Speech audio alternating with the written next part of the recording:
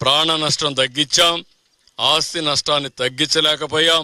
ఎందుకంటే ఒక్కసారి నీళ్లు వచ్చిన తర్వాత ఇంట్లో ఉండే అన్ని వస్తువులు, బట్టలు, మంచం, లేకపోతే కొండే బెడ్, అదే మాదిరిగా వంట చేసే వంట సామాగ్రి, ఫ్యాను, లేకపోతే వంట గ్యాసు, తర్వాత స్టవ్ కానీ ఎలక్ట్రానిక్ గూడ్స్ అన్నీ కూడా ప్రతి ఒక్క ఇంట్లో ఒక వాషింగ్ మెషిన్ ఉంది, ఒక మిక్సర్ ఉంది, లేకపోతే ఒక ఫ్రిడ్జ్ ఉంది, లేకపోతే ఒక ఏసీ ఉంటుంది.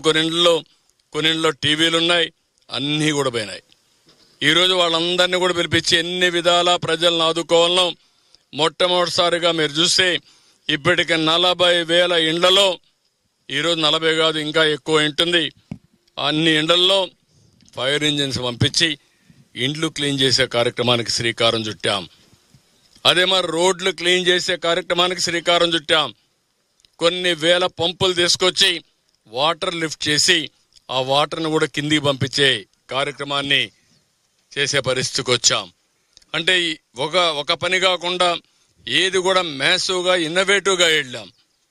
టెక్నాలజీ ఉపయోగించాం, ఇంకో పక్క మెషిన్స్ ఉపయోగించాం, ఇంకో పక్క మనుషులందరినీ చైతన్యపరిచాం, వినూత్నంగా చేసి ఈ రోజుటికి ఒక మాటలో చెప్పాలంటే యుద్ధంలో గెలిచాం, కానీ యుద్ధంలో జరిగిన నష్టం మాత్రం ఇంకా వెంటాడుతూ ఉంది.